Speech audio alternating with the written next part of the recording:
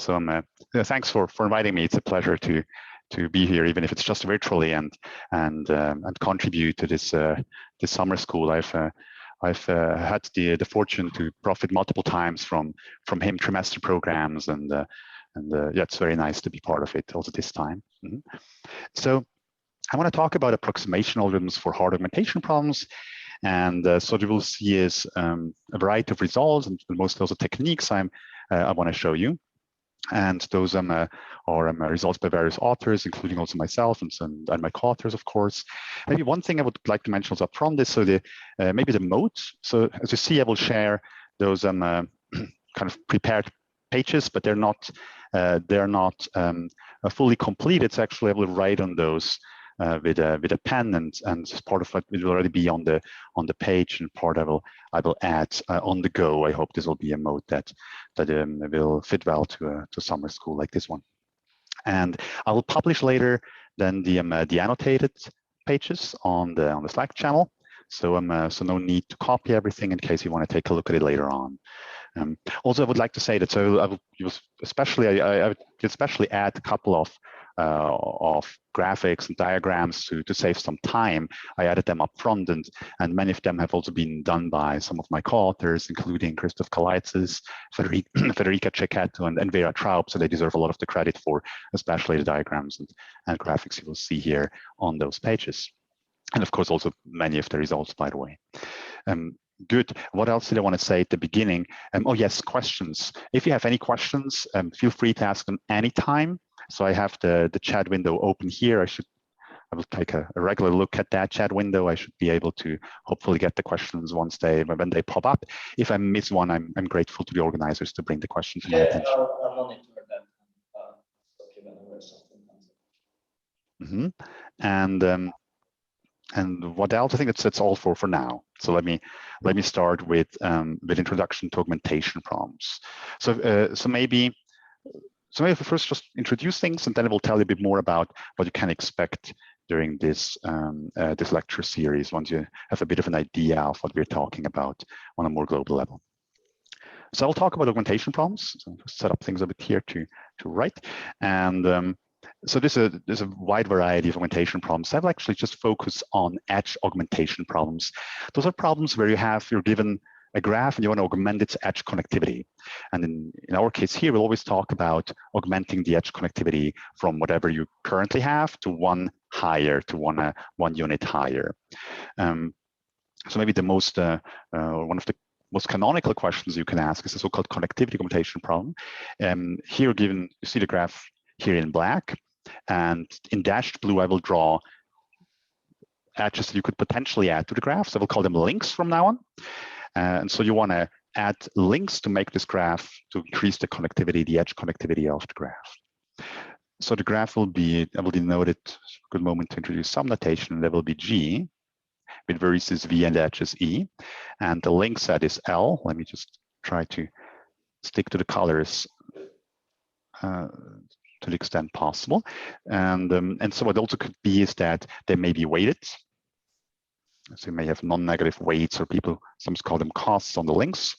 So what's the task? The task is to increase the edge connectivity. So maybe let's first agree on what the edge connectivity is of that graph here. So the edge connectivity is K if for every pair of vertices there exists K edge disjoint paths. And normally when I say a graph is K edge connected, normally I mean that K is the largest value for which it's K edge connected. So it's not K plus one edge connected. So this graph here is K edge connected. So G is, in the example, is K edge connected for K equals 3. So what's the task? The task is you want to find, let's just formalize it, a min weight links or min cost links. So UR links, subset of links. So such that if you add them to your graph, so you have the edges E are in already, and now you add U, do you want this to be K plus one edge connected?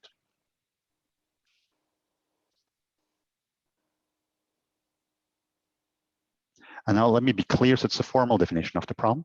So I will call this is the weighted connectivity augmentation problem, so weighted CAP. And if all the weights are unit, we call it CAP, connectivity augmentation problem. So maybe you may wonder, sorry, you may wonder why it's defined that way. So maybe in other problems you're used to that the canonical way to define the problem. If you just say, let's say, connectivity augmentation problem, you may have assumed it contains weights, and otherwise I would say it's the unweighted version.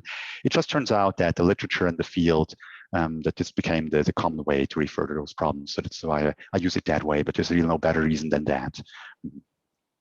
Good. So maybe let's talk a bit about, let's maybe just do an example solution for that graph up there. So an example solution to someone increase the edge connectivity to 4. I claim the following will do it. I could pick that link up here. I can pick that one here. And I guess this one should do it. I hope it works out. We will see. So of course you can now just check whether for every pair of vertices, you have K 4 edge disjoint paths. Of course, what you also can do is we can use Menger theorem.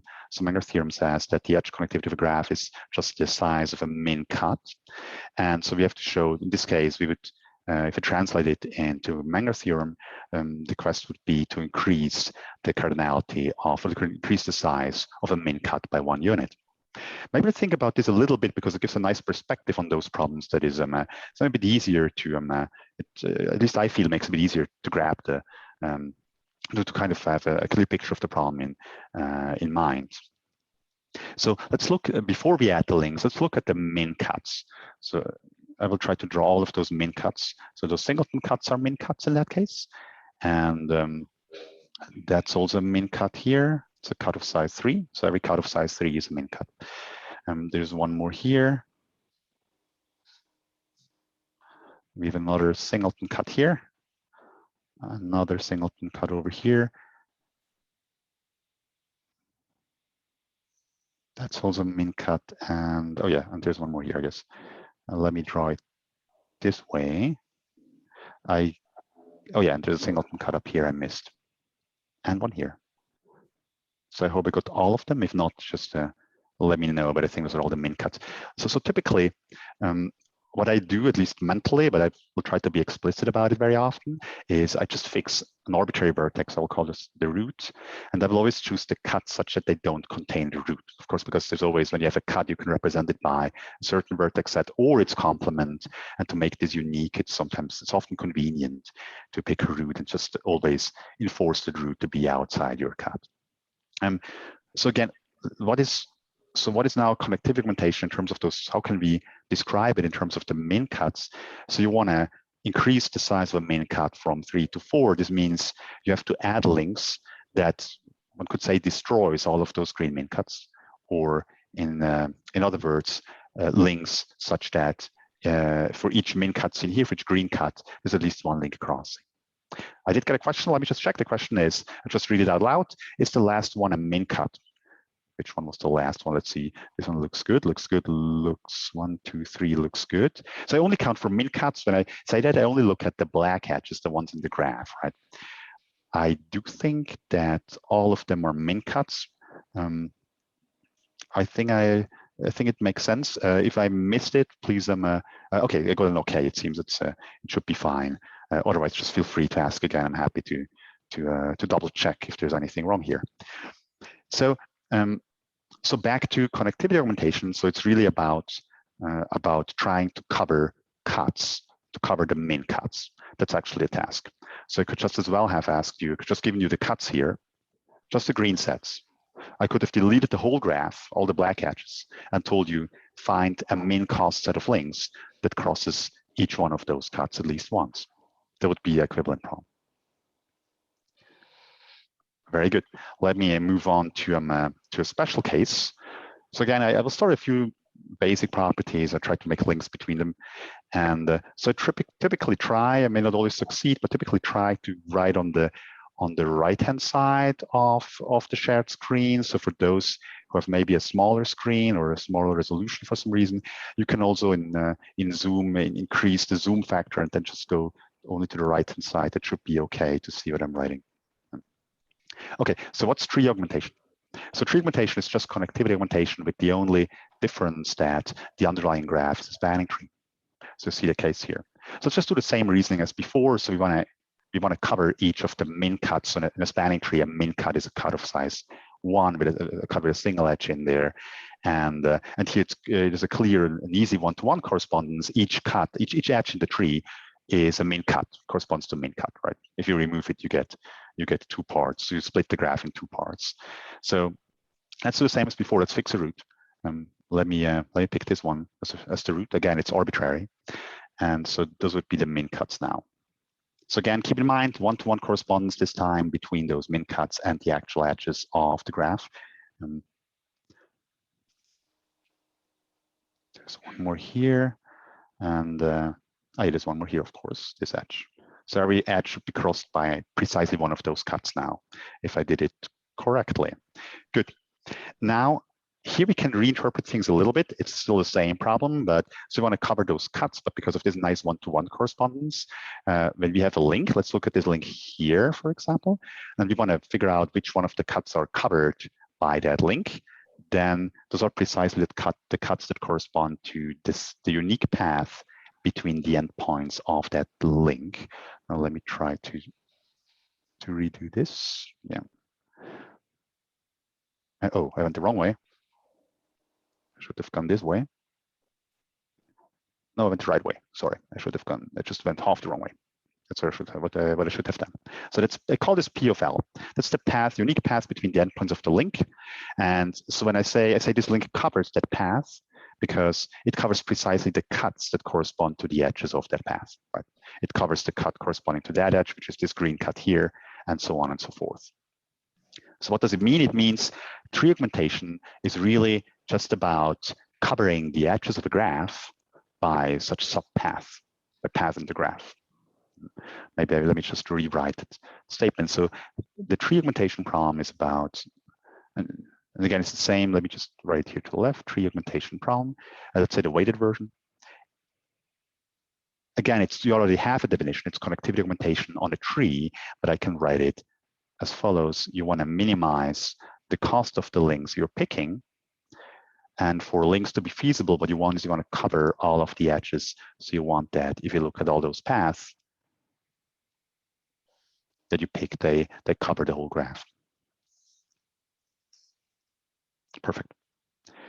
So it's of course a covering problem. Already connectivity augmentation was a covering problem. We just covered those cuts. Now we can talk about covering the graph itself. So you may wonder, maybe let's do first a very simple observation, namely the tree augmentation problem is really just a problem of increasing the connectivity of a graph that is one edge connected to being 2 edge connected. So the way it's defined here, of course, the way I defined it is I said, oh, let's assume we start with a spanning tree, but we could have started with an arbitrary 1 edge connected graph like the one shown here on the right-hand side.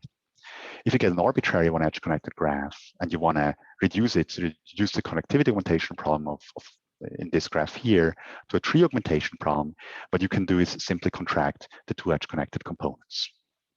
So look at the 2 edge connected components. Think of those gray blobs I'm drawing here as being, so we contract the vertices in there. So the gray blob is like a new vertex. Let's call it maybe a node after contraction. So that's what we get after contraction here. Let me make sure I don't miss any of those. I think that looks good. So after contracting the gray ones, you have a spanning tree. And then the augmentation problem just reduces to augmenting that spanning tree. Maybe to be clear, if you had a link, assume you had a link beforehand from here to some other vertex, let's say here, then I will just interpret that link as going from this gray blob to the other gray blob. And I don't care where exactly it ends inside the blob. Excuse me. So after contracting all the blobs, we still have a cycle in the lower right. Oh, thank you. This is because I didn't correctly draw the blobs. So it should be all 2 edge connected components. So this is one single component. Thanks a lot for that comment. I just wrongly identified the 2 edge connected components. So I should contract that blob here. Perfect. Yeah, thank you. I think now, let's see, still mess it up, but now it looks like a spanning tree if you contract it. Very good. Yeah, perfect. That's the way. So it's the way how you can reduce the k equals 1 case of connectivity augmentation to tree augmentation. So people really think of those two problems as being the same. So the title of this talk is that we want to develop approximation algorithms for hard augmentation problems. So I want to go now to the hard part. I just want to mention it. I don't want to prove it. It's not hard to prove, but it's good to know. So it turns out that all of those problems are APX hard I just talked about. So in all of those, there's a unique easiest one, namely the unweighted tree augmentation problem. And that one is already APX hard, even on graphs of bounded diameter. Actually, diameter 5 is enough. So all those problems are hard to approximate, at least only up to a certain constant factor. Also linked to the talks is the hard part. The other part is the approximation part in the title of the talk. So I'll talk about approximations. And so I want to give you a little bit of history on prior algorithms and prior approximation algorithms for the problems I just introduced and related problems. So there's a lot more that was done in the field. This is a lot I don't cover here or don't mention. So please forgive me in case there's anything you expected to see and I don't mention it here. It's very much tailored to what I want to cover later on. And so let's talk a bit about the factors. But I think what is more important, at least what I would like to achieve with those lectures in the summer school is I want to show techniques, right? And the approximation factors are just a sign showing that those techniques have a certain power. We are able to go beyond what was previously known by using the techniques I'm gonna show to you. But I think the techniques is really what is interesting. So you see the diagram here with 4 different lines. Maybe let me start with, I could draw even more, but I think those 4 make sense, in particular with respect to what I want to show later on. Let's start with the red one, or maybe let's start with all of them at the very beginning. So I started at roughly the year 2000, 2002, but I could have drawn it further back. So it turns out it's not hard to get 2-factor approximations for any of these problems, at least with what we know, with techniques we know nowadays. So for example, for tab, you could use primal dual techniques. You could use Jane's iterative rounding approach. You can use a whole bunch of combinatorial approaches. I will show one of them later on, or LP-based approaches. So it's and if you think a bit about it, I'm sure it's likely you will come up with another way to do it. So it's actually not it's not very hard to get a 2 approximation. The quest is to get below factor 2. And for weighted tab, this is something I will show towards the end of this of my lecture series here. So only very recently with Vera Traub we obtained first factors below 2, and for unweighted tab, Nagamachi was the first one beating factor 2 in roughly 2003, and this has been successively improved through a variety of quite interesting techniques and also very diverse techniques. So there have been 3 algorithms at some point that reached factor 1.5 or 1.5 plus epsilon, so it was an arbitrarily small error epsilon. Kortsatz, Nudov, Cherry and Gao, and Fiorini, Gross, Koenemann, and Sanita. And then later on, we found techniques to go even below that factor for tab, and the current state of the art is at about 1.39. So so people try to, of course, go into more weighted settings of the problem. And as I said, we have this weighted tab for which progress was achieved only very late, but in between there was some very important progress on a special case that maybe, you can argue how interesting you find that case. I find it very interesting actually, but I think especially techniques are very, very interesting of that case and have been extremely influential in developing further techniques, starting with the techniques introduced by David Achashvili. Namely, so this orange curve, this orange line you see here is weighted tab, but the cost-bounded version. This means that the weights you have on the links are between 1 and some constant. So let's say 1 and some constant big M. So those algorithms, they always achieve the factors that you see here, no matter how big that constant is, but the running time will explode once if the constant becomes bigger. And they have indeed there are major barriers to improve them and to extend them to without having such a bound, at least a logarithmic bound on the weights. But nevertheless, they have this case introduced a variety of techniques that are very very useful. And then we have the connectivity augmentation problem, the unweighted version. There, also only very recently, Birka Grandoni and Jabal Ameli, they got the first algorithm below factor 2, and this later, we improved it later to the same factor we achieved for tabs of 1.39. And so this, again, I think the technique is the interesting part, because the reason why these two lines are the same is because there's an LP-based technique that works for both of those problems, actually. It's not trivial to adjust it from tab to connectivity augmentation, but in spirit, they really follow the same approach. So now it's a good moment maybe to say what I want to talk about in those three lectures I will give here. So first I will talk about tree augmentation, the unweighted version, and especially about this line of research starting with David Achashvili and Fiorini, Gross, Koenemann, and Sanika, and then further improvements you can obtain. I will just briefly mention how you can further improve without going too much into details, as this gets a bit technical, and also I'm a bit short of a bit over ambitious when I planned those lecture series. So this lecture series here, so I will be short on time if I go into all those details, but I will explain at least the line down to Fiorini, Gross, Koenemann, and Sanika, and some ideas that you could apply later on. And after that, I will then go to the weighted case. Good. Let me move on from here. So one more thing I wanted to mention, one more result that I think is just good to know. And it's not hard to prove. And also it shows some very basic techniques. So when I have kind of a slow start, I will do show some proofs. And then when I have a slow start into those proofs, I think it's a good theorem to start with. Namely, beforehand, I told you that tree augmentation is really the problem of augmenting the connectivity of a graph from 1 to 2, the edge connectivity. But it turns out it actually even captures augmenting the edge connectivity from any odd k to k plus 1. So it's not just from 1 to 2. Also, if you want to augment from edge connectivity 3 to 4, it is actually also can be reduced to a tree augmentation problem, even though the underlying graph is obviously not a tree. And so how can we show that? And this reveals a nice property of cuts. Namely, what we will show is, so we show that for whenever k is odd, actually the min cuts, they form a laminar family.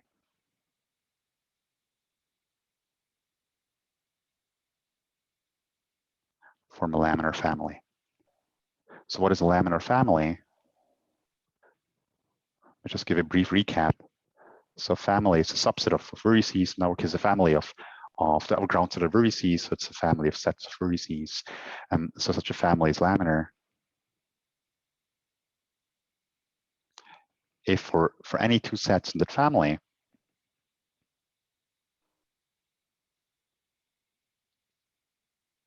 one of the following three properties will hold. Either the first one is included in the second one, or the other way around, or they don't even intersect. So one way to phrase this is that you do not see the following. So we do not have sets that are intersecting like this, that there's a non-empty intersection, and also there are elements in one set and not the other one, and also the other way around. So this is not going to happen. So let me just remind you that, so again, when I talk about cuts here, so always assume that the root is outside. So there's always something outside, even the union of two cuts. So this is precisely the obstruction of laminarity, and for laminarity. So laminar sets, the laminar family will look somehow like this. And so on. So I claim that this will be a laminar family. So maybe before actually proving that, let's agree that this is helpful if we make progress by proving that indeed the problem will reduce to a tree augmentation problem. Let me just go back to the example I showed beforehand. Let me just scroll back to that one here, because that one is actually such a case where we had a 3-edge connected graph and wanted to augment to 4-edge connected, to be 4-edge connected. So k is odd. Let me just copy that. So I'll try to actually just do it the brute force way and take a screenshot here. One of the advantages of working not on the blackboard. Good. So here you see that the cuts form a laminar family. And so what we can do is And we can simply construct an auxiliary graph. So laminar family can always be represented as by a tree. So let me just name those sets before I start doing. Let's say this is set number 1, set number 2, say 3, 4. So no, I don't have a particularly structured naming strategy. I will just number them in an arbitrary way, just so we can identify them later on. And now let's look at a tree where we have one vertex for each of those sets, including the roots. There's a vertex for a root, and the vertex then below the root are then the sets, the next biggest sets, are the maximal sets in the family. There will be a set 1 and set 2. I'll just connect the root to those. Within set 1, we have 3 and 4, so I will add 3 and 4 here. 3 and 4. This is just a way to, just a standard way to represent laminar families as trees. So nothing particularly exciting happening here. Below 2, we have the sets 5, 6, and 7. So 5, 6, 7.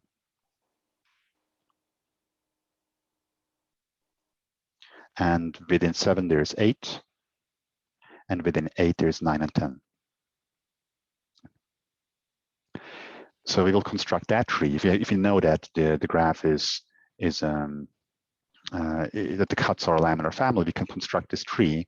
And now if you look at any link, let's pick some link. Let's say this link here, let's call this L. So this one goes from, we check the 2 endpoints. We look for each of the endpoints, we look at the innermost set containing it, the innermost green set. Here it's set number 4, here it's set number 8. And so that link will go from 4 to 8 in this instance. And now you can observe that connectivity augmentation here is really the same as tree augmentation down here. Again, because all we're just doing is we're covering the min cuts. That's the only thing that matters. The underlying graph, as I mentioned beforehand, can be forgotten as soon as we have the min cuts. And the structure of the min cuts is fully captured by the tree. So this means that once you show that the min cuts from a laminar family, indeed, we have that augmenting from odd k to even k is a tree augmentation problem. So let's try to show that the cuts are a laminar family. So assume, let's do it by through a proof by contradiction. So assume there exists some k cuts. So k cuts are min cuts for me because it's a k edge connected graph. Let's say S1 and S2. Let me just remind you, they do not contain the root. They have an arbitrary root, such that they form such an obstruction. Let me just scroll a bit back. Yep, obstruction we've seen over here. So this means that intersection is non-empty. This means that S1 without S2 is non-empty. And also the other way around. And I have to show that's not possible, right? Let me scroll over and let's continue here. So I will use a basic fact in combinatorial optimization, or basic technique known as combinatorial uncrossing.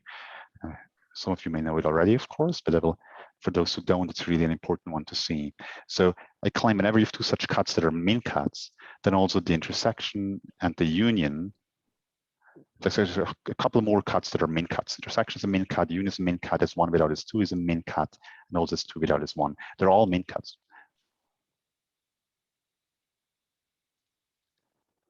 And what I like about those combinatorial uncrossing proofs is that if you want, you can write them as one-liners, and I will try to do that now, because it's actually just one argument that is super elegant. Namely, so let's look at the number of edges in S1. So we know that's k, right? It's a k cut. It's a min cut. And let's add the edges we have in S2. Oops, I just started erasing part of it. That's also k cut. Then first I want to use a basic equality that I will explain briefly why that holds in a moment. So that's the same as the number of edges that go out of the union. So the delta, whenever I write delta of a set, it's the edges at one endpoint in the set and the other endpoint outside the set. And typically, maybe I should also be clear about that. When I write delta, it's with respect to the graph G. If I ever want to use, let's say, the links going out of a set, I will actually write a delta L to be specific about that. But so if it's just delta, it's just as usual. And when you have graph problems, I will refer to the underlying graph G.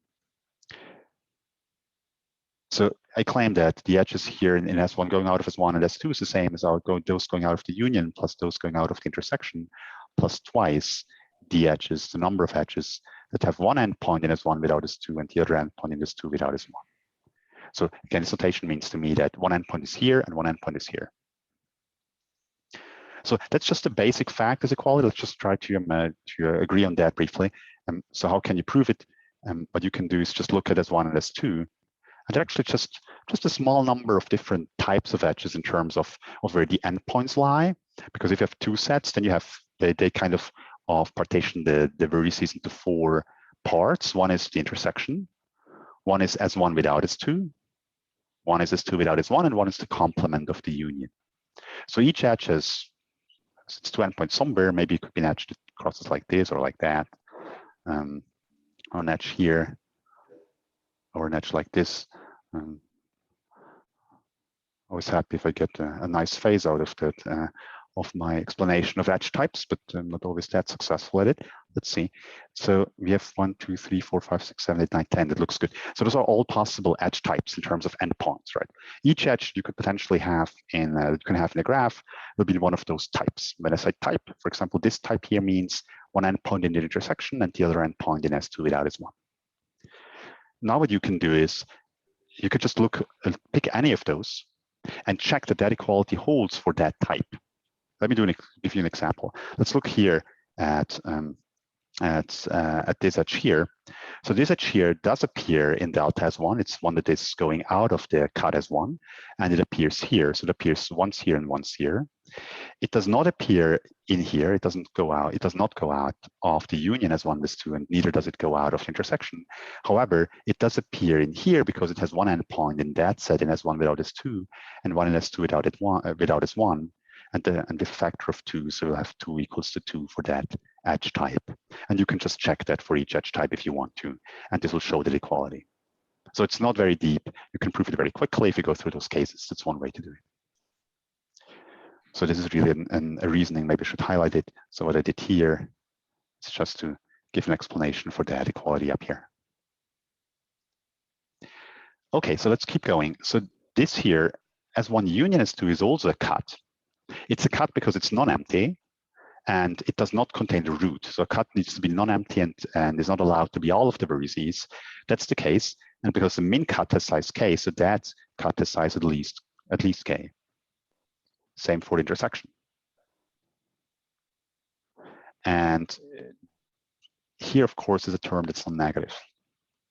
So we have that this right-hand side over here is at least 2k. And the left-hand side, we already observed that's actually precisely 2k. So you see that the left-hand side is the same as the right-hand side in this inequality. So you must have equality throughout. This means every inequality you see here will actually be inequality. In particular, you have equality here and here, which shows right away that these two cuts are k cuts and therefore min cuts.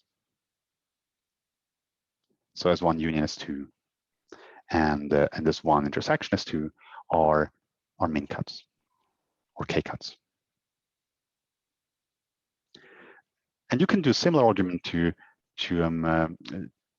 observe that these two cuts are min cuts. All you have to do for that is just to see that S1 without S2 and S2 without S1 are min cuts. Or again, let me just always write k cuts to be consistent. Our k cuts is so just apply that reasoning. You apply it not to S1 and S2, but to S1 and the complement of S2. So here I'm slightly violating what I said before in the sense that every cut will not contain the root. So here I would have to choose the root differently because now this one will contain the root, this V without S2. But the reasoning is the same. So this means that all of those are min cuts. But now let's observe the following. So how do you get a contradiction? So let's look at that set S1, the min cut S1, and so let this be the intersection of S1 of S1 and S2, and here of course is therefore S1 without S2. So each one of those sets, this set here is a min cut. The one over here with the lines is a min cut, and the full set S1 is also a min cut by what we discussed right beforehand. And let's look at the edges. Let's look at edges going from. So if now we split the space of vertices into 3 sets, into the white set, the subitotal lines here, and the complement of S1. Let's say you have A many edges of this type. When I say of this type, what do I mean? With type, I mean one endpoint in S1 without S2, the other endpoint outside of S1. And let's say we have B many edges here and C many edges here. So here I capture all of the edges that contribute to at least one of those 3 cuts, right? There may be more edges, so maybe just within S1 intersection S2 or just within the complement of S1, but they do capture all. But of course, those edges do not contribute to any of those 3 cuts. So where does the contradiction come from now? Let's look at the for example, at this cut here. Let's look at the cardinality of the cut S1 without S2. So we know it's a min cut, so it will be K. And it consists of the edges, of the A edges here and the B many edges here. So it's actually A plus B.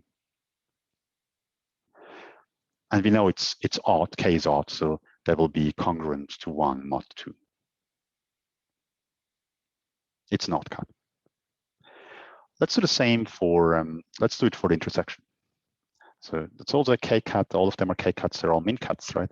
So S1 intersection S2, and that will be B plus C. And again, this will be 1 mod 2 because it's an odd cut. But now let's just add up these two.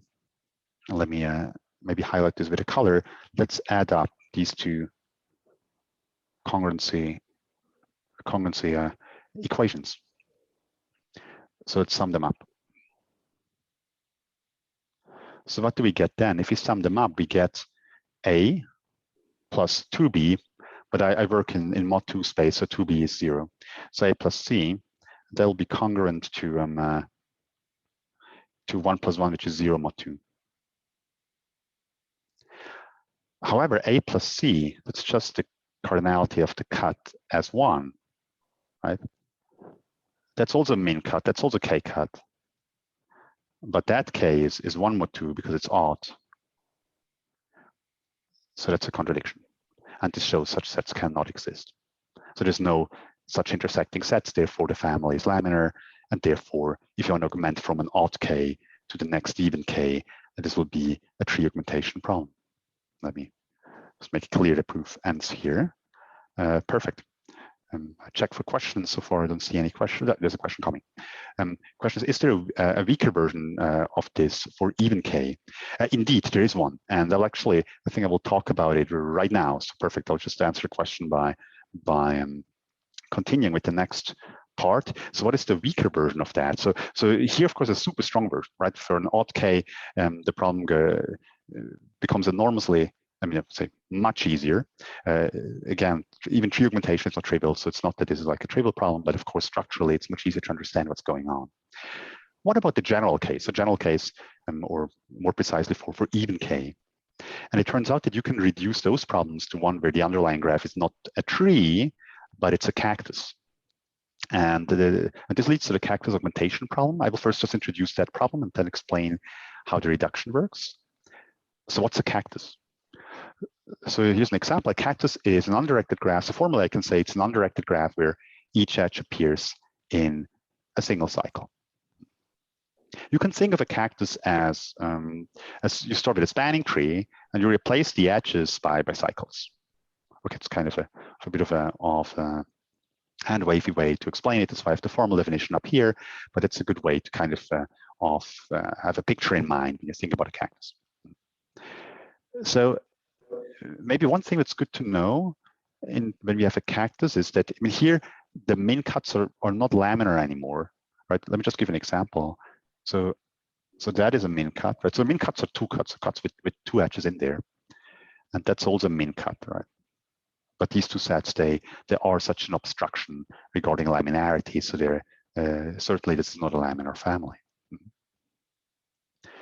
And the cactus augmentation problem is simply connectivity augmentation, but on cacti.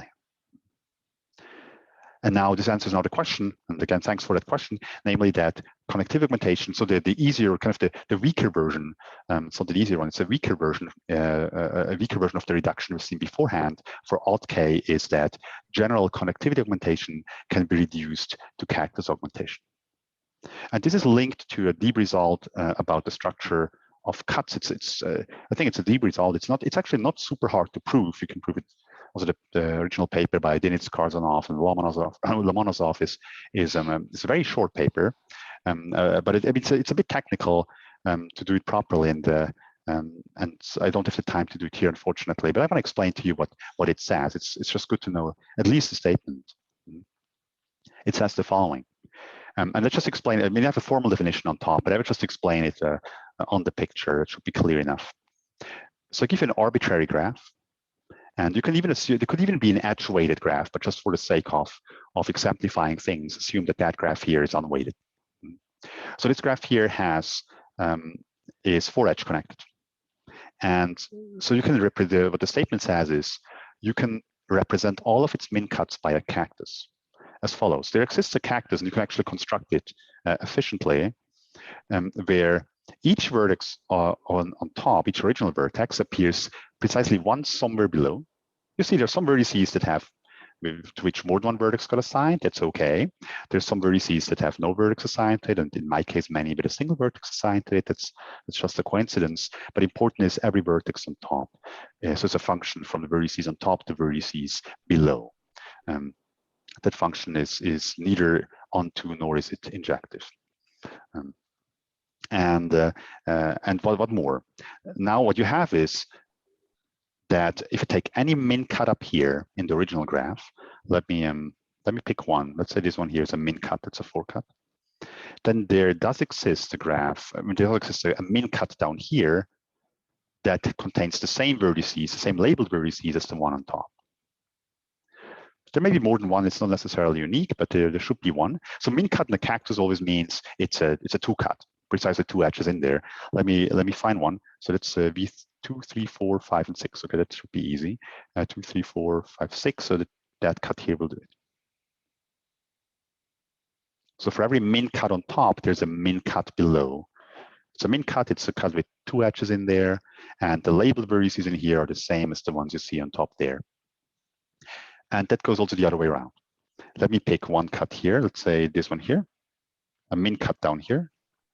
So you see here that it's not unique in terms of labels. I could also have taken the cut without that empty vertex would have been the same, would have contained the same labeled vertices below. If I look at the vertices now on top that I have in here, so let's see, this is 13, 14, 15, 16, 17, 18, and 19, then this should also be a min cut up here.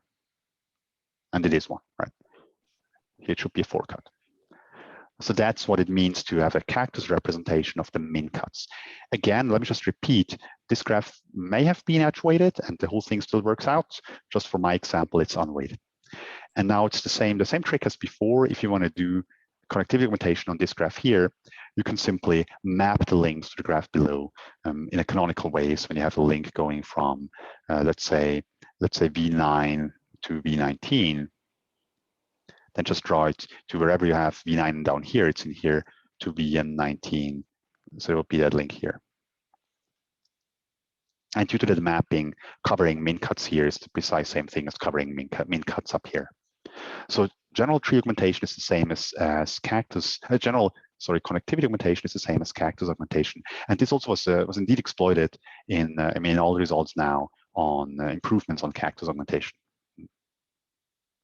Perfect. Are there any, oh, I see, there I have a comment, whether V13 should have been included as well. Oh, the answer is yes, thank you. I'm happy about those comments to make sure that whatever I will post later on Slack is hopefully as few errors as possible. Thanks a lot for that comment, yeah. Let's see, 1, 2, 3, 4, 5, 6, 7, 1, 2, 3, 4, 5, 6, 7, at least a very basic sanity check passes. And let's keep scrolling before I find another issue.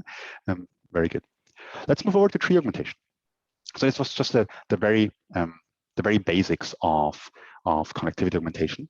And I would like to talk about tree augmentation. Again, I will start slowly, and I want to go then move up and increase also that in terms of the complexity of techniques and stepwise. And let's start with a warm-up in the spirit of stepwise introduction of techniques. Let's just start with a simple two approximation. I tried to previously. I alluded to that it's easy to get a two approximation. So let's at least make sure we all agree on one of them. So let's look at a two approximation for weighted tree augmentations. And I will first talk about tree augmentation. So let me just stick to that case. Also, they're much easier. It's easier to draw examples than for general cactus or connectivity augmentation. I did get another comment. Let me just check that first. The comment is, I will read it out loud. In the previous example, V4 has only degree 3, but then the min cut can't be of cardinality 4. So I may have, yes, thank you. That's not good. Let me fix that. So V4 is here degree 2. So I guess, thanks a lot. I think I can fix it that way. So the singleton V4 is a min cut. It's a min cut here. That sanity check passes. V4, V6 should be a min cut. That's not a min cut anymore. That sanity check fails. I have to check it. But there's an issue here. Let me check that. Thank you. So there's an issue. This should have been a 4 cut. That's interesting. Maybe we can fix it briefly with another. Okay, I'll think about it offline and maybe I can fix it before posting the pages here. But thanks a lot for the comment. Indeed, there's an issue with that graph. I probably forgot one of the edges I wanted to add, but I don't know which one. Maybe add a third edge between V4 and V6. A third one between V4 and V6. Yes, it looks good actually. Yeah, thanks a lot.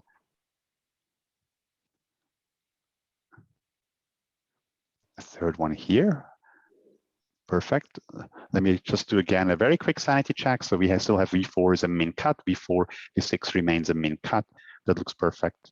That looks good, and there should be no other min cut separating V4 and V6, and that's true. That looks very good. Okay, thanks a lot. Thanks for the quick fix. Perfect. Very good. Let's go back to the yeah. I think I'm clear with the questions for the time being. Let's go go back to the warm-up. So two approximation for weighted tap. So as I mentioned in the tap section, so the unweighted tap section, I want to go quite a bit LP based. So let me give you one that we can then use also in an LP context, in a linear programming context. So here's the general instance for weighted tap. So I don't indicate the weights. And so what we'll do is we'll pick an arbitrary root. Let's say that one here. Arbitrary root vertex, and then we will split the links first. So what do I mean with splitting the links? Let's look at one of those links. Let me pick the brown one. Let me just see if I get something that looks at least roughly like brown. So that one here, let's look at its path, the path it covers. And so that the vertex that's closest to the root, I will call this the apex of the link. So if this is A, I will call this the apex of L. So what we will do here is we will replace that link here by two links, one that goes from one endpoint to its apex and one from the other endpoint to its apex. So by doing that, we may create a new instance. And I would like to say it's a weaker instance, weaker in the sense that the links you can use here are less powerful than the ones you had on top. Because if you look at those brown links here, their paths, the path, for example, of this brown link here is only a subpath of what you could have covered with the brown link on top. So it's a weaker link. And we'll also call this shadows. I will get back to shadows later on, but it's maybe a good moment to just make a forward reference to it. And moreover, those links are now very structured. So what did we win by doing the operation? We won that each of those links here, let's keep talking about that brown one here.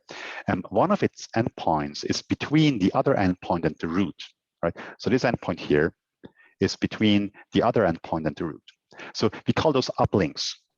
I mean, it's someone, I'm not sure who introduced it, the notion. It's certainly not me. It has been used in a variety of contexts in TAP. They're typically called uplinks. They're called uplinks because you can think of the link as going upwards towards the root, right? So this instance only has uplinks. And it turns out that we can compute an optimal uplink solution. That's what we're going to do, and we're going to return that optimal uplink solution.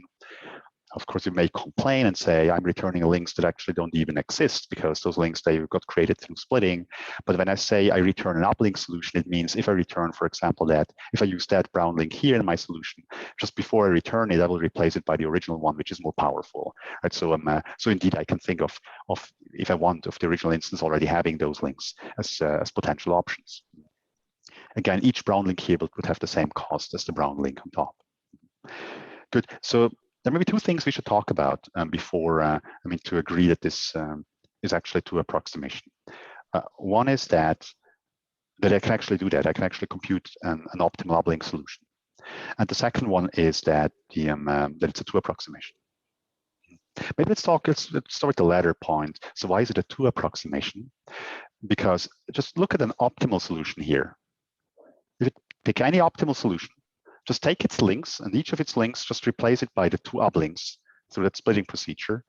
Then you have a feasible solution down here, and you increase the cost by a factor of at most 2 because you replaced one link by at most 2 links.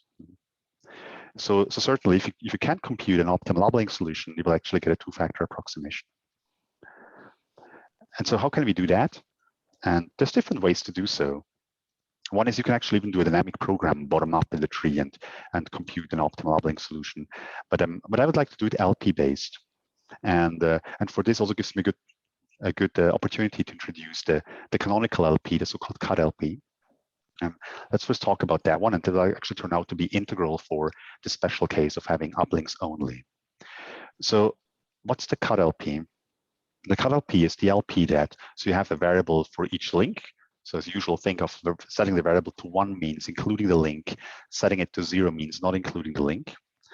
And you want to make sure that each edge is covered by at least one link. Let me explain that notation. So if I pick an edge, let's say this edge here. So what is cof of E? Cof of E are all the links such that they cover E. So this means E is on the path defined by that link. So for this case here, cof of E would be that link and that link. So these two are the ones that cover E, because those are the ones where E lies on the path. So the cut LP says so simply that you have to put values on those links here. I mean, they don't need to be uplinks. Now I have uplinks because it's how the instance I created, but could be a general instance. And the values have to be such that the values that you put on these two links, they sum up to at least 1, because of course you need at least one link that covers the edge. That's the cut LP.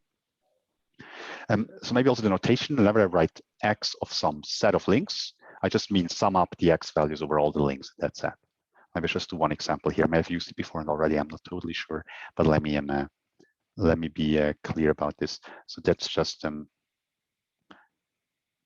this x half of E is just a shorthand for that, summing over all the links, the x values, all the links in half of E.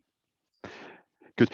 So we'll talk a couple of times about this cut LP. So I will denote its feasible region, so the polyhedron describing its feasible region, by a pi of cut LP.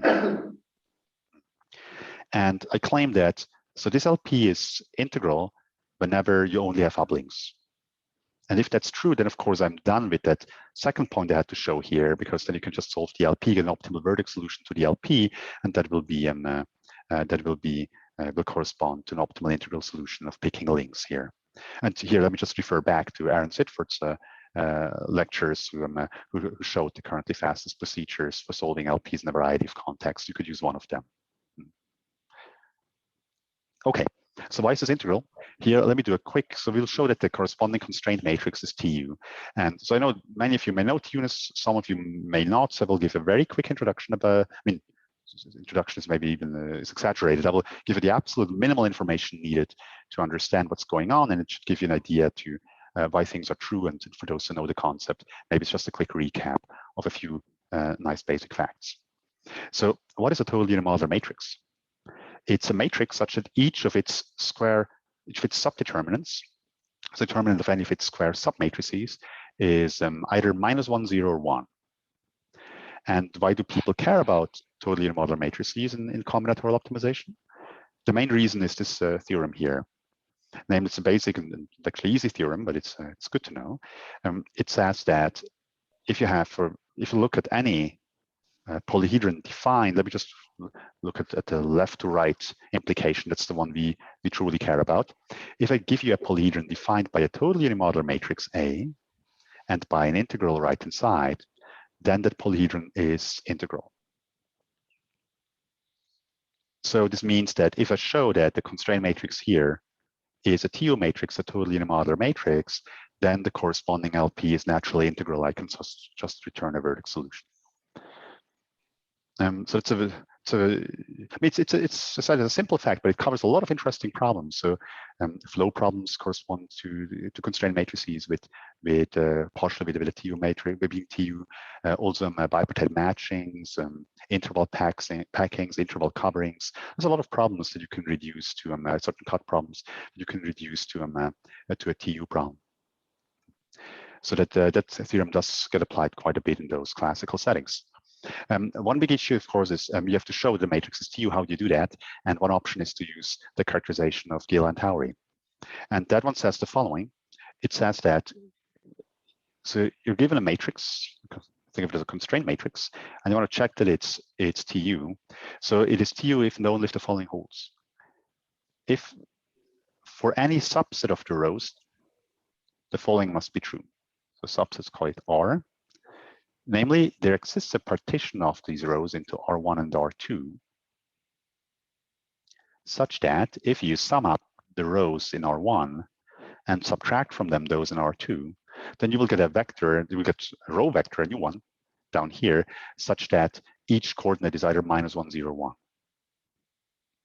If this holds, then the matrix is TU, and if that fails for some set R, then it's not TU, so it's a characterization, as the name says. Let's just talk about what this means in our context. In our context, this would be the constraint matrix we have here. So that matrix has, let's just agree at least on the rows and columns we have here. The rows, we have a constraint for each edge. So the rows correspond to the edges. And the columns, they will correspond to the dimension of X, which are the links. You have a variable for each link. Let me cheat a bit and move that down. Good. So what are the entries? So an entry, let's pick one link L and one edge E. So the entry here at edge E and link L, let's say it's the constraint matrix A. So the entry at EL is, it's an L, is 1 if E is covered by that link, right? Because then it appears in that constraint, or 0 if it isn't.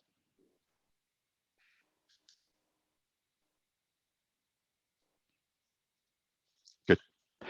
So now let's do the Gill-Howry criterion. So we get an arbitrary subset of the constraints. So there's a subset of the edges. Let me just give you, I will do it by example, because once you see the idea, it's obvious that it works out in general. So let's assume that you get this set of edges. So it's the set R. In our case, it's a subset of edges because the rows are the edges. Let's pick this one here.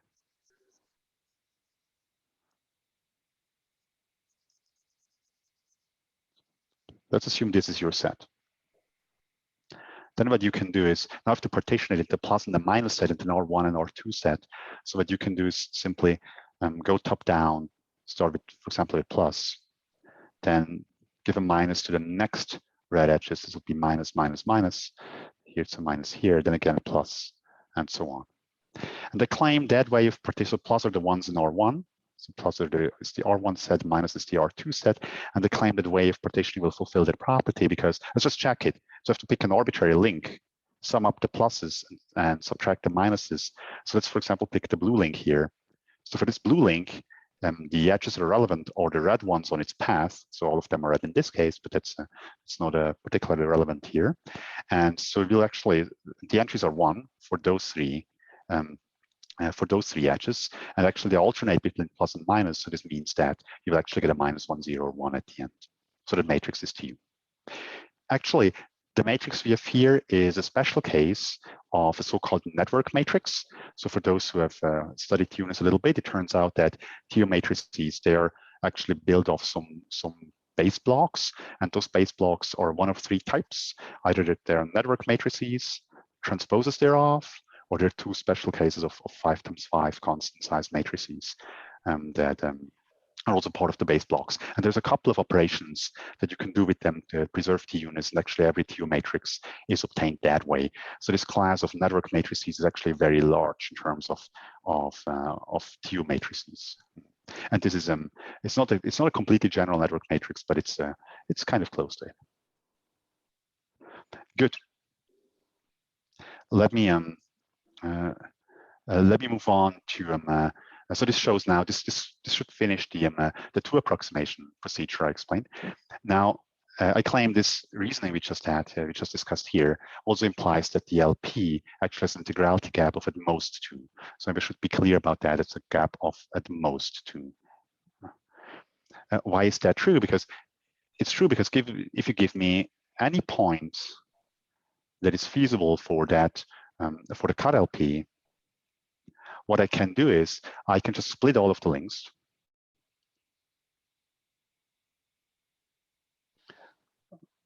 all links L into at most 2 uplinks.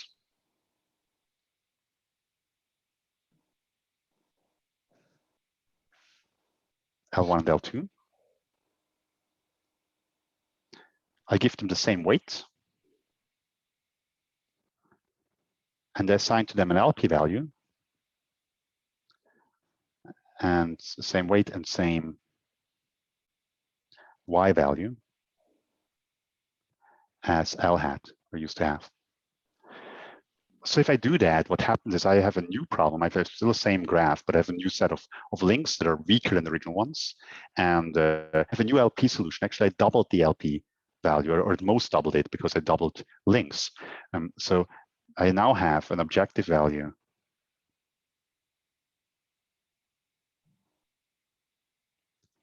at most doubled. But now the problem is integral, right? Now I have an integral problem because I only have uplinks, and therefore I can now obtain an optimal, I can obtain an integer solution of value no higher than the LP value of my split instance. So new problem is let me just write that down maybe as one sentence. So the new problem will be integral by T units.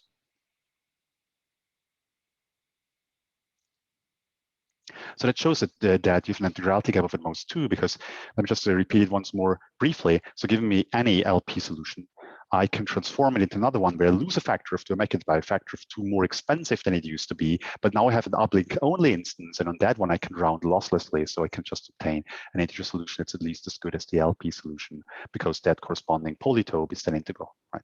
So this shows integrality gap of at most 2. And now what I would like to do before starting with the actual improvements then in terms of getting below factor 2 for TAP, which I will mostly talk about next time, I would like to talk about a few special cases of TAP or weighted TAP that we can solve efficiently. And maybe you may wonder, so why do we have to talk about special cases? So the thing is that on the one hand, it will help us to understand better to link the problem of connectivity augmentation to other problems, to other classical problems. You will see links to matching problems and to other type of combinatorial problems. So we get a better idea of what kind of techniques we need to use sometimes to actually be able to make progress. And but at least as importantly as that, it's good to understand some base blocks, some special cases we can solve efficiently, because once we do that, we can use them as building blocks in approximation algorithms. Actually, I showed you just an example of that, right? I showed you that two approximation. What I actually did is I just said, it turns out I could have explained it the other way around. I could have said we can actually solve uplink only solutions efficiently. So it's a special case we can solve efficiently. And so what we did is we took a general instance, we transformed it into an uplink only instance by losing a factor of 2, and then we just applied in a black box way an optimal algorithm for uplink only tree augmentation problems. So that's already one example how you can build approximation algorithms out of more basic base blocks. And there's also a reason why we want to. I would like to talk a bit about some of those special cases. I have a couple more minutes, so I think I can certainly cover 1 or 2 cases. So one is on the star. Let's talk about weighted tab on the star instance. So star instance means I have a root and there are a couple of leaves hanging off the root. And maybe let me just do a concrete instance. Let's say 5 vertices. Let's call them V1, V2, V3, V4, and V5. And for simplicity, assume that the links are all leaf to leaf. I mean, it could be that some links go to the root. Let me just not cover that case for the time being. Let's assume we have instances of that type. So how could we solve such an instance? And one way to do so, could have drawn this a bit bigger, but I hope it's easy to see still. So what is a solution? So we know that we have to cover all of the edges. So this means we have to pick links that touch all of the leaves. So a solution, a link set is a solution if and only if it touches each one of those 5 leaves. But when you think about this, this is really precisely the edge cover problem. Let me just redraw that graph separately, the graph here, the link graph on the leaves. So we have 5 vertices.